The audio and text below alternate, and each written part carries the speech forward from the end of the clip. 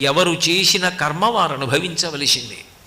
ఆ చేసిన పాపపుణ్యములను ఈ జన్మలో అనుభవించడానికి కొన్నిటిని ఈశ్వరుడు మనకి వ్రాసి పెట్టి ఉంచుతాడు. ఎప్పుడు ఏదొస్తోందో ఎవరికి తెలుసు? ఏ కష్టం వస్తోందో తెలియదు, ఏ సుఖం వస్తోందో తెలియదు. సుఖం వస్తే భరిస్తాం, కష్టం వస్తే భరించలేం. ఏది మన ప్రయత్నం చేత గట్టెక్కలేమో దానిని ఆపద అంటారు.